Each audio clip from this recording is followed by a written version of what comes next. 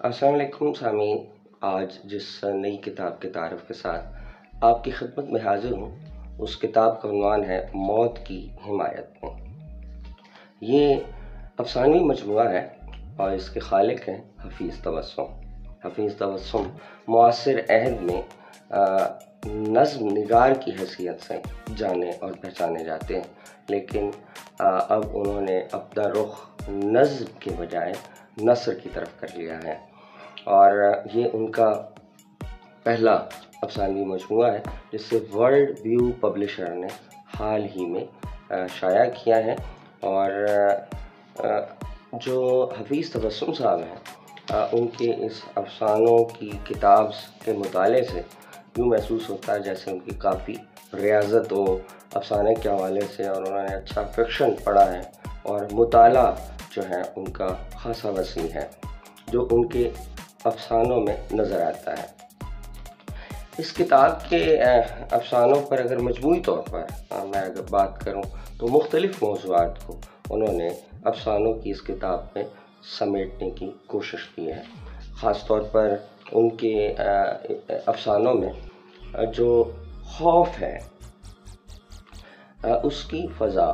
اور خوف کے جو انسان کی شخصیت پر اثرات مرتب ہوتے ہیں، اس کو انہوں نے موضوع بنایا ہے۔ پھر جنس ان کا بڑا اہم موضوع ہے، اور جنس کے ساتھ ساتھ انہوں نے ان افسانوں کے اندر معاشرتی موضوعات کو بھی سمونے کی کوشش کی ہے۔ خاص طور پر ہمارے ہاں جو سماج کے اندر ایک معاشرتی اور سماجی گھٹن موجود ہے، اس پر وہ سوالیہ نشان لگاتے ہیں۔ پھر جبر کی کیفیت مختلف حکمرانوں کی طرف سے، اور سماج کے اندر مقتدر جو طبقہ ہے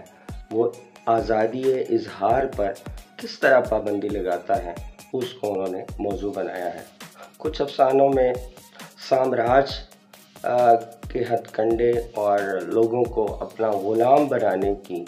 جو وہ ٹیکنیکس استعمال کرتے رہے ہیں، اس پر بھی انہوں نے تنقید کی ہے۔ پھر جبر کی جو کیفیت ہے، ظاہر ہے وہ آپ اپنی مرضی سے فیصلے نہیں لے سکتے، آپ سچ نہیں بول سکتے،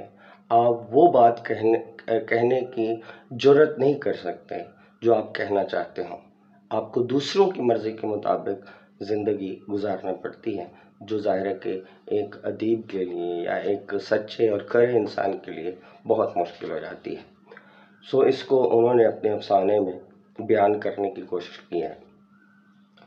ان کے افسانے کوئی بہت گنجلک اور پیچیدہ نہیں ہیں،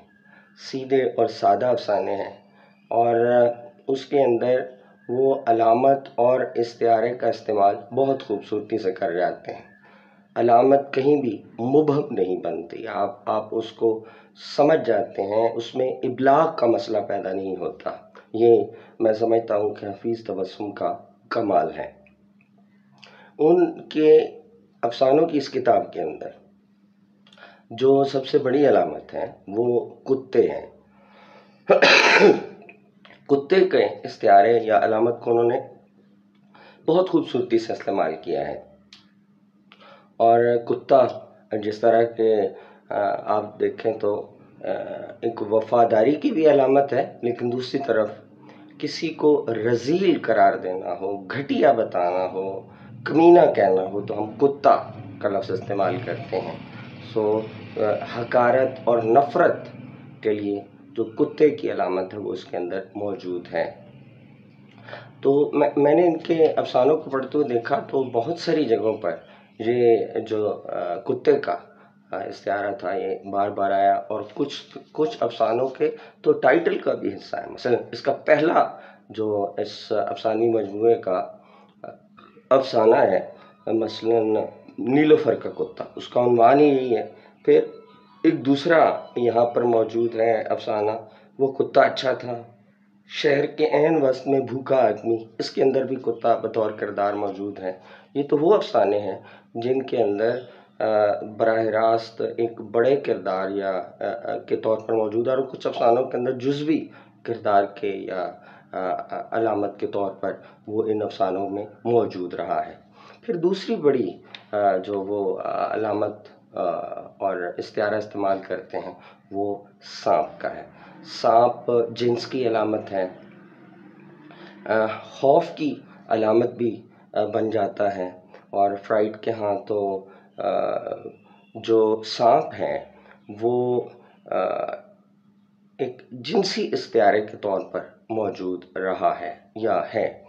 تو ان کے ہاں بھی اس علامت کو انہوں نے بار بار استعمال کیا ہے۔ پھر جنگل، پھر سور، یہ وہ جانور ہیں یا وہ ماحول ہے جس کو انہوں نے اپنے افسانوں میں یہی وجہ ہے کہ وہ جب افسانہ بیان کر رہے ہوتے ہیں تو کہیں کہیں داستانوی انداز بھی اختیار کر لیتے ہیں، اور فکشن کو بیان کرنے کا یہ ایک کلاسیکل طریقہ ہے، لیکن اس میں وہ بالکل کلاسیکل نہیں رہتے، بلکہ نئے کہانی کے جو ٹیکنیکس ہیں ان کو بھی وہ استعمال کر جاتے ہیں، اور کہانی کو بیان کرنے کے اوپر جو ان کی گرفت ہے وہ خاصی مضبوط دکھائی دیتی ہے۔ میں جب ان کے افسانے پڑھ رہا تھا تو بار بار کتے، سانپ، جنگل اور جو سور ہیں، ان کی علامتوں کی ذیل میں مجھے یوں محسوس ہوا کہ جیسے یہ ساری علامتیں خوف، جبر اور لالچ جو ہمارے معاشرے کے اندر اس طرح کی برائیاں موجود ہیں اور جن کی وجہ سے ہمارا معاشرہ انتشار، بد امنی،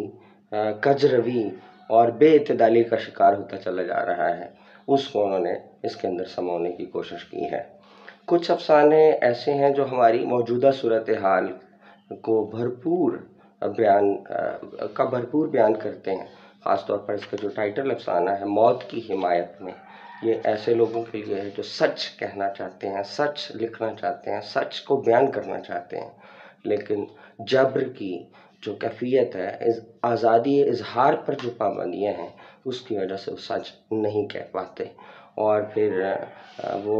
گم ہو جاتے ہیں، اور گمشدہ لوگوں کی ذیل میں نہیں معلوم کہ وہ کہاں ہیں، اور پھر ان کی لاشیں ملتی ہیں، اور پھر نئے سچ بولنے والے جو ہیں وہ خوف کا شکار ہو جاتے ہیں۔ سامراج پر بھی تنقید موجود ہے، خاص طور پر سوروں کی حمایت میں جو ان کا افسانہ اس کتاب کے اندر موجود ہے، تو سور کی علامت کو کس طرح سماجی سامراج کی اور سامراج کے جو گماشتوں کی علامت بنا کر پیش کرتا ہے۔ حفیظ تبسم کے افسانے آپ خود سے پڑھیں، انہیں سے لطف لیں اور ان کی علامتوں اور استعاروں کو سمجھیں، تو ایک اچھا افسانوی مجموعہ جو ہے وہ چھپ کر ورلڈ ویو پبلشر سے ہمارے سامنے آ چکا ہے۔